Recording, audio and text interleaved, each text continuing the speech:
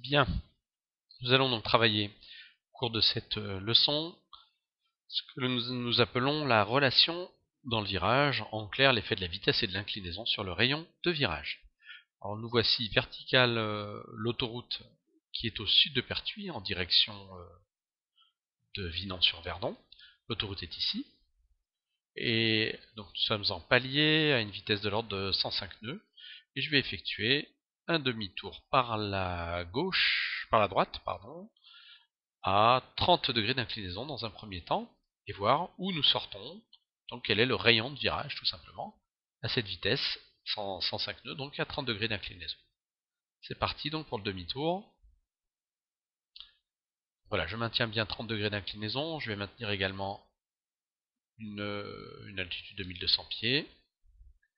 J'effectue, comme je viens de vous le dire, un demi-tour, c'est-à-dire que je vais me retrouver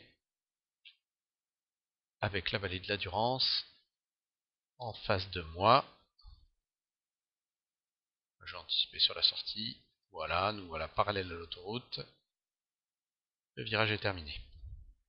Donc j'ai effectué un demi-tour et comme vous le voyez, l'autoroute est sur le bout d'aile. Ça c'est effectué à 30 degrés d'inclinaison. Je vais donc effectuer le même virage, un autre demi-tour. Vous voyez qu'on a un cap plat 270. Je vais donc effectuer un virage vers un cap est, mais ce coup-ci non pas à 30 mais à 15 degrés d'inclinaison. Comme le rayon de virage à vitesse constante est fonction de l'inclinaison, là je devrais ressortir un petit peu après l'autoroute.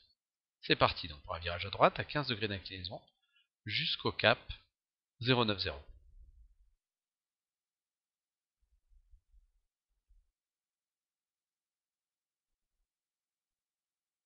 Vous allez voir que nous allons allègrement dépasser l'autoroute, ce qui montre bien, vous voyez qu'on a fait à peine 90 degrés de virage, ce qui montre bien qu'à faible inclinaison et vitesse constante, le rayon de virage est plus important. On va voir où nous ressortons précisément. C'est une soixantaine de degrés. Vous voyez que l'autoroute est au sud de la Durance. Le rayon de virage est significativement plus important. Encore, vous voyez, je maintiens une inclinaison plutôt de 20 degrés que de 15 degrés.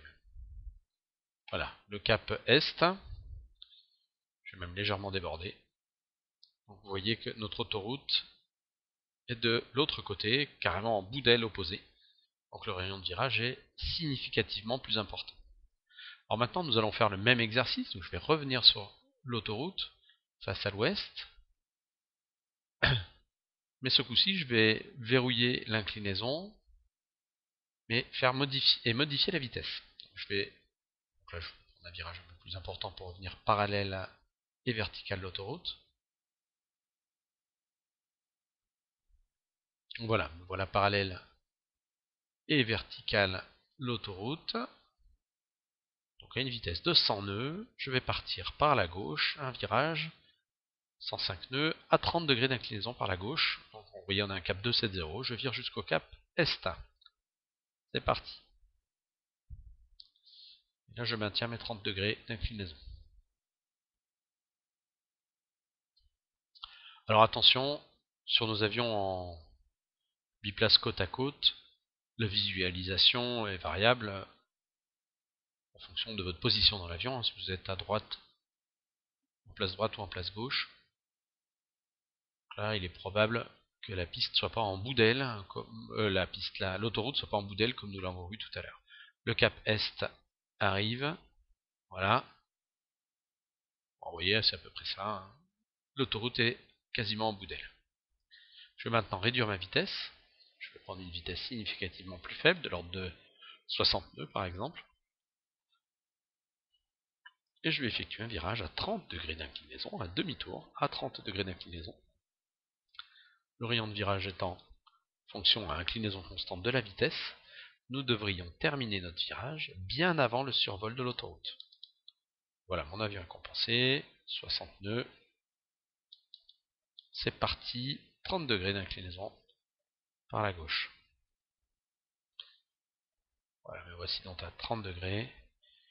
Vous allez voir que nous allons ressortir bien avant l'autoroute. Vous voyez, on a fait 90 degrés de virage.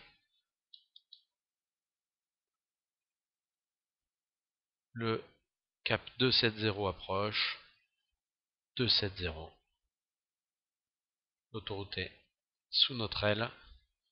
Donc le rayon de virage à faible vitesse, à inclinaison constante est plus faible qu'à plus forte vitesse et à inclinaison plus forte. Voilà donc ce qu'il est utile de visualiser dans cette leçon, relation inclinaison-vitesse. L'importance, bien entendu, c'est pour les tours de piste qui vont arriver très bientôt. L'idée, ça sera d'adapter votre inclinaison, puisque nous volerons à vitesse constante, pour intercepter un axe, en l'occurrence l'axe de la piste.